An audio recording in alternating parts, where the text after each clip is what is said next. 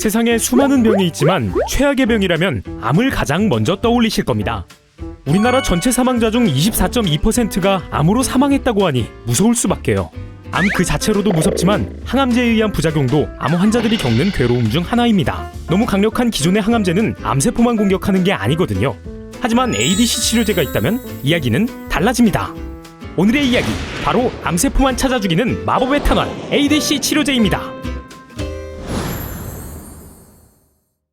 때는 바야흐로 1900년대 초, 당시 암만큼이나 악명을 떨치던 병이 있었으니 바로 매독입니다. 당시에는 이렇다 할 치료법이 없어 불치병으로 여겨지던 매독. 당대 유명 인사들 또한 매독으로 인해 고통받거나 심지어 죽음으로 이어질 만큼 상황은 심각했는데요. 매독균을 죽이기 위해 별의별 치료법이 나왔습니다.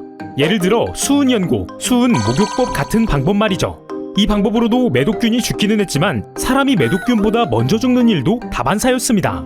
운이 좋아 살아남더라도 피부가 썩는 등의 부작용으로 이어져 고통만 더해갈 뿐이었습니다. 이때 등장한 것이 폴 에를리히의 마법의 탄환 개념. 그는 다른 세포에 영향을 끼치지 않고 매독균만 죽일 수 있는 마법 같은 방법이 있다고 믿고 연구하기 시작했는데요. 그는 비소가 매독균만 죽일 수 있다 생각해 비소로 치료제를 만들려 했습니다. 여기서 말하는 비소는 네, 맞습니다. 사약에 들어가는 그 독약이요. 어쨌든 606번의 실험을 거친 끝에 매독균을 죽이는 약 살바르산 개발에 성공한 폴 에를리히. 매독 전용 표적 치료제의 탄생이었죠. 하지만 이 약은 5%의 확률로 환자를 사망에 이르게 했고 이후 더 안전하고 효과적인 페니실린이 상용화되면서 역사의 뒤안길로 사라지게 됩니다. 하지만 폴 에를리히의 이런 시도는 표적 치료에 대한 개념을 만드는데 큰 역할을 했습니다. 병원균만을 죽인다는 표적 치료제의 염원이 계속해서 현대에까지 이어지게 됐거든요. 1950년에 들어서 본격적으로 ADC 치료제의 개발이 시작됐고 1970년대에는 ADC 개발에 필요한 항체 생산 기술이 비약적으로 발전하면서 ADC 개발에 탄력이 붙었죠. 그리고 2000년 초 ADC 기술을 활용한 최초의 치료제가 승인을 받은 이래 2025년 1월 현재까지 미국 FDA로부터 13개의 ADC 치료제가 승인 완료된 상태입니다. ADC 치료제란 항체와 화학약물을 결합한 치료제로 정상세포는 건드리지 않고 종양세포만을 선택적으로 공격하는 약물을 말합니다.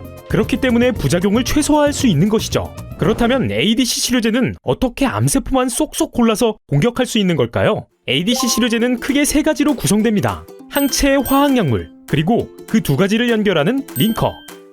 우선 항체는 세균이나 바이러스, 암세포 표면의 단백질 같은 항원을 인식해 공격하는데요. 일반적으로 항체는 하나의 항원만 인식하는 특이한 기질을 가지고 있습니다. 이 기질 특이성 덕분에 마치 유도미사일처럼 건강한 세포를 피해 암세포만을 공격하게 됩니다.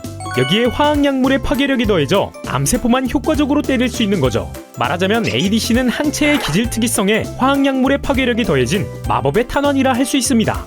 여기서 링커의 역할이 중요한데요. 암세포가 없는 곳에서는 약물과 항체를 꽉 잡아주다가 암세포에 도착했을 때만 분해가 돼야 하기 때문이죠.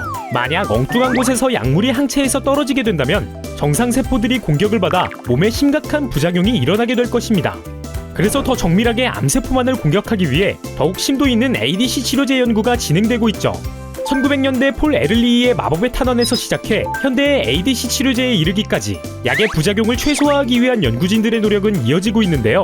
더 다양한 질병을 부작용 없이 치료하기 위해 ADC 치료제는 발전을 거듭하고 있습니다. 또 최근에는 수많은 연구를 통해 더욱 발전하면서 암뿐 아니라 류마티스 관절염, 염증성 장질환 등 자가 면역 질환에도 그 영역을 넓혀가는 중이죠.